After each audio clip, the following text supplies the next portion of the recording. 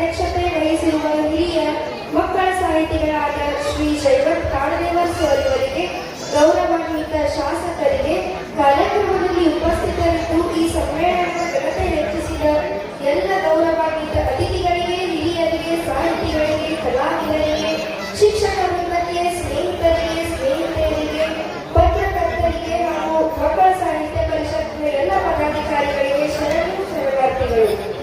ಈಗ ನಾನು ಈ ಸಮ್ಮೇಳನದ ಸರ್ವಾಧ್ಯಕ್ಷೆಯಾಗಿ ನಾಡು ನುಡಿ ಬಗ್ಗೆ ನನ್ನ ಒಂದೆರಡು ವಿಚಾರಗಳನ್ನು ಹೇಳಬಯಸುತ್ತೇನೆ.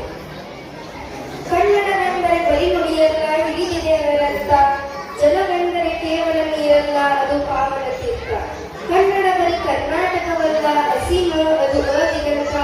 ದೇವರು ಕೇವಲ ವಿಗ್ರಹವಲ್ಲ, ಅಂತರ್ಭಾವ ಅನಂತ ಎಂಬ ಕವಿ ಕೆ.ಎಸ್. ನಿಸಾರ್ ಅಹಮದ್ ಅವರ ನುಡಿಗಳನ್ನು ಬೆಳೆಯುತ್ತಾ, ಕನ್ನಡ ಮಣ್ಣಿನಲ್ಲಿ ಹುಟ್ಟಿರುವುದೇ ಪುಣ್ಯ, ಕನ್ನಡ ನುಡಿ ಆಡುವುದೇ ಭಾಗ್ಯ, ಕನ್ನಡಾಂಬೆಯ ಮಡಿಲಲ್ಲಿ ಕನ್ನಡತಿಯಾಗಿರುವುದೇ ಸೌಭಾಗ್ಯ ಎಂದು ತಿಳಿದ ನನಗೆ ಈ ರಬಕವಿ ಬನಹಟ್ಟಿ ತಾಲೂಕಿನ ಮಕ್ಕಳ ಸಾಹಿತ್ಯ ಸಮ್ಮೇಳನದ ಸರ್ವಾಧ್ಯಕ್ಷ ಸ್ಥಾನ ನೀಡಿ ಆಶೀರ್ವದಿಸಿರುವುದು ತಾಯಿ ಶಾರದೆಯ ಕೃಪಾ ಕಟಾಕ್ಷ ಎಂದು ಭಾವಿಸುತ್ತೇನೆ. ವೃತ್ತಿಯಿಂದ ಕಂಗೊಳಿಸುತ್ತಿರುವ ರಬಕವಿ ಬನಹಟ್ಟಿ ತಾಲೂಕಿನ ಸಹೃದಯ ಎಲ್ಲ ಸಾಹಿತ್ಯಾಭಿಮಾನಿಗಳಿಗೆ ಸುಹಾನಿಯ ಹೃತ್ಪೂರ್ವಕ ನಮಸ್ಕಾರಗಳು. ನಮ್ಮ ಭಾಗದಲ್ಲಿ ಅರಳುತ್ತಿರುವ ಅನೇಕ ಪ್ರತಿಭಾ ಕುಸುಮಗಳಲ್ಲಿ ಒಂದಾದ ನನ್ನನ್ನೂ ಗುರುತಿಸಿ ಈ ಪುಟ್ಟ ಮನಸ್ಸಿಗೆ ಪಟ್ಟ ನೀಡಿ ಹರಿಸಿದ ಎಲ್ಲ ವಿಶಾಲ ಮನಸ್ಸುಗಳಿಗೆ ಕರ್ನಾಟಕ ರಾಜ್ಯ ಮಕ್ಕಳ ಸಾಹಿತ್ಯ ಸಮ್ಮೇಳನಕ್ಕೆ ವಂದನೆಗಳು ಹಾಗೂ ಕೃತಜ್ಞತೆಗಳು. ತಾಲೂಕಿನ ಎಲ್ಲ ಮಕ್ಕಳ ಪ್ರತಿನಿಧಿಯಾಗಿ ಈ ಗೌರವವನ್ನು ಪ್ರೀತಿಯಿಂದ ಸ್ವೀಕರಿಸುತ್ತೇನೆ. ಈಗ ನನ್ನ ಅನುಭವ ಹಾಗೂ ಓದಿನ ಇತಿಮಿತಿಯಲ್ಲಿ ತಮ್ಮೊಂದಿಗೆ ನನ್ನ ಕೆಲವು ವಿಷಯ ಹಾಗೂ ಆಶಯಗಳನ್ನು ಹಂಚಿಕೊಳ್ಳುತ್ತೇನೆ. ಮೊದಲು ನಮ್ಮ ನೆಲದ ಸಾಹಿತ್ಯ ಪರಂಪರೆ ಏನಿದೆ ಎಂದು ನೋಡೋಣ. 8 ಜ್ಞಾನಪೀಠ ಪ್ರಶಸ್ತಿಗಳನ್ನು ತನ್ನ ಮುಡಿಗೇರಿಸಿಕೊಂಡ ಕನ್ನಡಾಂಬೆಯ ಭಾಷಾ ಚಟುವಟಿಕೆಗೆ ಏನೂ ಕೊರತೆ ಇಲ್ಲ. ಪಂಪ, ಪೊನ್ನ, ರನ್ನರಾದಿಯಾಗಿ ರಾಷ್ಟ್ರಕವಿ ಕುವೆಂಪು, ವರಕವಿ ಬೇಂದ್ರೆಯವರು, ಕನ್ನಡದ ಆಸ್ತಿಯಾದ ಮಾಸ್ತಿಯವರು, ಗಿರೀಶ್ ಕಾರ್ನಾಡ್, ಚಂದ್ರಶೇಖರ್ ಕಂಬಾರ್, ಡಿ.ವಿ. ಗುಂಡಪ್ಪನವರು, ಸಿ.ಎಸ್. ಶಿವರುದ್ರಪ್ಪ, ಹೀಗೆ ನೂರಾರು ವರಪುತ್ರರನ್ನು ಹೆತ್ತವಳು ನಮ್ಮ ಕನ್ನಡಾಂಬೆ. ವಿಶೇಷವಾಗಿ ವಚನ ಸಾಹಿತ್ಯ ಹಾಗೂ ದಾಸ ಸಾಹಿತ್ಯಗಳು ನಮ್ಮ ಕನ್ನಡವು ಈ ಜಗತ್ತಿಗೆ ನೀಡಿದ ಅದ್ಭುತ ಕೊಡುಗೆಗಳಾಗಿವೆ. ಈ ಎಲ್ಲ ಮಹನೀಯರೊಂದಿಗೆ ಮೇಲ್ಪಂಕ್ತಿಯಲ್ಲಿ ನಿಲ್ಲಬಹುದಾದ ಅನೇಕ ಪುಣ್ಯಾತ್ಮರಿಗೆ ಜನ್ಮ ನೀಡಿದ್ದು ಈ ನಮ್ಮ ತಾಲೂಕಿನ ಹೆಮ್ಮೆ. ಅವರು ಕೇವಲ ಬರೆಯಲಿಲ್ಲ, ಬರೆದಂತೆ ಬದುಕಿದರು. ಅಂಥವರಲ್ಲಿ ಸ್ಮರಣೀಯರು ದೇವರ ಮನೆಯದು ಈ ಜಗವೆಲ್ಲ, ಬಾಡಿಗೆದಾರರು ಜೀವಿಗಳೆಲ್ಲ ಎಂಬ ದಿವ್ಯ ಕವಿತೆಯನ್ನು ನೀಡಿದ ಗೋಗಿ ಯಲ್ಲಟ್ಟಿಯವರು, ಜಗವೆಲ್ಲ ನಗುತ್ತಿರಲಿ ಜಗದಳಲು ನನಗಿರಲಿ ಎಂಬ ನುಡಿಗಳನ್ನು ನೀಡಿದ ಕವಿ ಈಶ್ವರ್ ಸತ್ಪಲ್ರವರು, ಕಾದಂಬರಿಕಾರರಾದ ನಿಮ್ ಬೆಳಗಲಿಯವರು. ನಂತರದಲ್ಲಿ ಈ ಭಾಷೆಯನ್ನು ಶ್ರೀಮಂತಗೊಳಿಸಿದ ಅನೇಕ ಸಾಹಿತಿಗಳ ಗಂಡು ನಮ್ಮನಾಗಿದೆ. ಅವರಲ್ಲಿ ಪ್ರಮುಖರು ಸರ್ಜನ್ ಆಗ್ಲೋಟಿಮಠ್, Siddaraj Pujari, doctor D A. Bagalkot, B R. Police Patil, ಜೈವತ್ ಕಾಡದೇವರ್, ಮಲ್ಲಿಕಾರ್ಜುನ ಹುಲಪಾಡಿ, ಶಿವಾನಂದ ಆಶ್ರಯಾಳ್, ಜಿ.ಎಸ್. ವಡಗಾಮಿ, ಮಕ್ರು ಮೇಘಾಡಿ, ಚಂದ್ರಪ್ರಭಾ ಬಾಗಲಕೋಟ್ ಹಾಗೂ ಅನೇಕ ಕವಿಗಳು ಸಾಹಿತಿಗಳು ಕಾಣುತ್ತಾರೆ. ಹುಲ್ಲಾಗು ಬೆಟ್ಟದಲ್ಲಿ ಮನೆಗೆ ಮಲ್ಲಿಗೆಯಾಗು, ಕಲ್ಲಾಗು ಕಷ್ಟಗಳ ಮಳೆಯ ವಿಧಿಸುವಿಯೇ, ಬೆಲ್ಲ ಸಕ್ಕರೆಯಾಗು ದೀನ ದುರ್ಬಲರಿಗೆ, ಎಲ್ಲರೊಳಗೊಂದಾಗು ಮಕ್ಕುತ್ತಿಲ್ಲ. ಕವಿಯ ಈ ಆಶಯ ಆದರ್ಶವಾದುದು. ಗುರು ಹಿರಿಯರ ಮಾರ್ಗದರ್ಶನದಲ್ಲಿ ಸಾಹಿತ್ಯ, ಸಂಗೀತ, ಕ್ರೀಡೆ, ಕಲೆಯ ಸಾಂಸ್ಕೃತಿಕ ವಾತಾವರಣದಲ್ಲಿ ನಾವು ಬೆಳೆದಾಗ ಇಂತಹ ಆದರ್ಶಗಳು ಸಾಕಾರಗೊಳ್ಳುತ್ತವೆ. ಸಾಹಿತ್ಯವೇ ಅಭಿವ್ಯಕ್ತಿಯ ಮೂಲ, ಅಭಿವ್ಯಕ್ತಿಯೇ ನಮ್ಮೆಲ್ಲರ ಅಸ್ತಿತ್ವ. ಸಾಹಿತ್ಯದಿಂದಲೇ ಸಂಸ್ಕೃತಿ, ಸಮೃದ್ಧಿ ಮತ್ತು ಸಮಾಜ. ಅಜ್ಜಿ ಹೇಳಿದ ಕಥೆಗಳು, ಅಮ್ಮ ಮಾಡಿದ ಲಾಲಿ ಹಾಡು, ಗುರುಗಳು ಮಾಡಿ ಹೇಳಿದ ಕನ್ನಡ ಪದ್ಯಗಳೇ ನಮ್ಮ ವ್ಯಕ್ತಿತ್ವದ ಬುನಾದಿ. ಸಂಸ್ಕೃತಿಯ ಅಡಿಪಾಯವೇ ಆದ ಸಾಹಿತ್ಯದಲ್ಲಿ ಮಕ್ಕಳಿಗೆ ಆಸಕ್ತಿ ಉಂಟಾಗಲು ಮನೆ, ಶಾಲೆ ಹಾಗೂ ಊರಿನ ಸಾಹಿತ್ಯಿಕ ಹಾಗೂ ಸಾಂಸ್ಕೃತಿಕ ವಾತಾವರಣವೇ ಕಾರಣವಾಗಿದೆ. ನನಗೆ ಸಾಹಿತ್ಯದಲ್ಲಿ ಆಸಕ್ತಿ ಉಂಟಾಗಲು ಈ ಎಲ್ಲ ಅಂಶಗಳೇ ನೆರವಾದವು. ನಮ್ಮ ಮನೆಯಲ್ಲಿ ಪ್ರತಿನಿತ್ಯ ಮಾಡುವ ವಚನ ಪ್ರಾರ್ಥನೆ, ವೃತ್ತಪತ್ರಿಕೆಯಲ್ಲಿ ಬರುವ ವಿಶೇಷ ಲೇಖನಗಳನ್ನು ಓದಿ ನನ್ನ ತಂದೆಯವರೊಂದಿಗೆ ಚರ್ಚಿಸುವುದು, ಒಗಟು ಬಿಡಿಸುವುದು ನೆರವಾದವು. ಶಾಲೆಯ ಪಠ್ಯಗಳೊಂದಿಗೆ ಪಠ್ಯೇತರ ಚಟುವಟಿಕೆಗಳಲ್ಲಿ ತೊಡಗಿಕೊಂಡಿದ್ದು ನನ್ನ ಆತ್ಮವಿಶ್ವಾಸವನ್ನು ಹೆಚ್ಚಿಸಿದವು.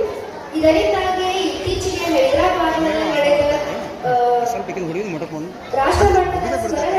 ಸ್ಪರ್ಧೆಯಲ್ಲಿ ವಿಶೇಷ ಸಾಧನೆ ಮಾಡಿ 8 ಪದಕಗಳನ್ನು ಗೆಲ್ಲಲು ಹಾಗೂ ಕಿರಿಯರ ವಿಭಾಗದಲ್ಲಿ 3ನೇ ಸ್ಥಾನವನ್ನು ಪಡೆಯಲು ಸಾಧ್ಯವಾಯಿತು. ಆದ್ದರಿಂದ ಹಿರಿಯರು, ಪೋಷಕರು ಮತ್ತು ಶಾಲೆಗಳು ತಮ್ಮ ಮಕ್ಕಳಿಗೆ ಪೂರಕ ವಾತಾವರಣ ನಿರ್ಮಿಸಿದರೆ ಮಕ್ಕಳ ವಿಶೇಷ ಪ್ರತಿಭೆಗಳು ಬೆಳಕಿಗೆ ಬರುತ್ತವೆ ಎಂಬುದು ನನ್ನ ಅನಿಸಿಕೆ. ಈಗ ಮಕ್ಕಳ ವ್ಯಕ್ತಿತ್ವ ನಿರ್ಮಾಣದಲ್ಲಿ ಇಂತಹ ಸಮ್ಮೇಳನಗಳು ಹೇಗೆ ಪಾತ್ರ ವಹಿಸುತ್ತವೆ ನೋಡೋಣ. ಮಕ್ಕಳಲ್ಲಿ ಕನ್ನಡ ಪ್ರೀತಿಯನ್ನು ಬೆಳೆಸಲು ಕರ್ನಾಟಕ ರಾಜ್ಯ ಮಕ್ಕಳ ಸಾಹಿತ್ಯ ಪರಿಷತ್ತು ಇಂಥ ಸಮ್ಮೇಳನಗಳನ್ನು ನಡೆಸುತ್ತಿದೆ. ಸೃಜನಶೀಲ ಬರವಣಿಗೆ, ಸಾಹಿತ್ಯ ಅಭಿರುಚಿ, ದೇಶಭಕ್ತಿ, ನಾಡು, ನುಡಿ, ನೆಲ, ಜಲ, ಸಂಸ್ಕೃತಿಯ ಚಿಂತನೆ, ಪರಿಸರ ಪ್ರಜ್ಞೆ ಇಂತಹ ಹಲವಾರು ಮೌಲ್ಯಗಳನ್ನು ಮಕ್ಕಳಲ್ಲಿ ಬೆಳೆಸಲು ಪರಿಷತ್ತು ಅವಿರತ ಶ್ರಮ ಪಡುತ್ತಿದೆ. ಹಾಗೆಯೇ ನಮ್ಮ ತಾಲೂಕಿನ ಪದಾಧಿಕಾರಿಗಳ ಇಚ್ಛಾಶಕ್ತಿಯಿಂದ, ಕನ್ನಡ ಪ್ರೀತಿಯಿಂದ ಇಲ್ಲಿಯೂ ಎಡೆ ಕಾರ್ಯಕ್ರಮಗಳು ಜರುಗುತ್ತಿವೆ. ಕೋವಿಡ್ ಮಹಾಮಾರಿಯ ಸಂದರ್ಭದಲ್ಲಿಯೂ ಕೂಡ ಆನ್ಲೈನ್ ಕಾರ್ಯಕ್ರಮಗಳನ್ನು ಹಮ್ಮಿಕೊಂಡು ಮಕ್ಕಳ ಸಮಯ ಸದುಪಯೋಗ ಆಗುವಂತೆ ಮಾಡಿದೆ. ಇಲ್ಲಿ ಒಂದು ಮಾತು ಸ್ಪಷ್ಟವಾಗಿ ತಿಳಿಯಬೇಕೆಂದರೆ, ಯಾವಾಗ ನಮ್ಮ ಸಮಾಜವು ಸಾಹಿತ್ಯ, ಸಂಗೀತ, ಕಲೆಗಳಿಗೆ ಇರುವ ಮಹತ್ವ ಅರಿಯುತ್ತೋ ಆವಾಗ ಇಂತಹ ಕಾರ್ಯಕ್ರಮಗಳು ಸಾರ್ಥಕವಾಗುತ್ತವೆ, ಫಲದಾಯಕವಾಗುತ್ತವೆ. ಕನ್ನಡ ಜನವಲ್ಲದೆ ಕನ್ನಡವನ್ನು ಬೆಳೆಸುವರಾರೈ, ಉಳಿಸುವರಾರೈ ಎಂದು ಕೃತಿ ನರಸಿಂಹಾಚಾರ್ಯರು ಪ್ರಕಟಿಸಿದ್ದಾರೆ. ಅಂದರೆ ನಮ್ಮ ಭಾಷೆ, ನಮ್ಮ ನುಡಿಯನ್ನು ನಾವೇ ಉಳಿಸಿ ಬೆಳೆಸಬೇಕಾಗಿದೆ. ವಿದೇಶಿ ಭಾಷಾ ವ್ಯಾಮೋಹದಿಂದ ಹುಟ್ಟಿರುವ ಕೀಳರಿಮೆಯನ್ನು ಮೆಟ್ಟಿ ನಿಲ್ಲಬೇಕಾಗಿದೆ. ನಮ್ಮ ನಾಡು, ನುಡಿಯಲ್ಲಿ ಅಡಕವಾಗಿರುವ ಮೌಲ್ಯಗಳನ್ನು ಸಾರಿ ಹೇಳಬೇಕಾಗಿದೆ. ಬಾರಿಸು ಕನ್ನಡ ಟಿಂಟಿಮವ, ಓ ಕರ್ನಾಟಕ ಹೃದಯ ಶಿವ ಎಂಬ ಕವಿವಾಣಿಯನ್ನು ಸಾಕಾರಗೊಳಿಸಬೇಕಾಗಿದೆ. ಕನ್ನಡವನ್ನು ಬಳಸುತ್ತಾ ಬೆಳೆಸಬೇಕಾಗಿದೆ. ಈ ಕಂಪ್ಯೂಟರ್ ಯುಗದಲ್ಲಿಯೂ ಕೂಡ ಕನ್ನಡದ ಕಟ್ಟಾಳುಗಳ ಕನ್ನಡ ಪ್ರೇಮದಿಂದ ಅಮೆರಿಕಾದಂಥ ದೇಶದಲ್ಲಿ ವಿಶ್ವ ಕನ್ನಡ ಸಮ್ಮೇಳನಗಳು ನಡೆಯುತ್ತಿರುವುದು ನಮ್ಮೆಲ್ಲರಿಗೂ ಹೆಮ್ಮೆಯ ವಿಷಯ ಹೇಳಬಯಸುತ್ತೇನೆ. ಹುಟ್ಟು ಆಕಸ್ಮಿಕ, ಸಾವು ಅನಿವಾರ್ಯ. ಆದರೆ ಈ ಎರಡರ ಮಧ್ಯೆ ಇರುವ ಬದುಕು ನಮ್ಮ ಜವಾಬ್ದಾರಿ. ಈ ಬದುಕು ಬಂಗಾರವಾಗಬೇಕಾದರೆ ಅದಕ್ಕೆ ಸಾಹಿತ್ಯದ ಸ್ಪರ್ಶ ಬೇಕು. ನನ್ನ ಜೀವನವೇ ನನ್ನ ಸಂದೇಶ ಎಂದು ಸಾರಿದ ಮಹಾತ್ಮರ ವಿಚಾರಧಾರೆಗಳನ್ನು ಅರಿತು ಆಚರಿಸಬೇಕು.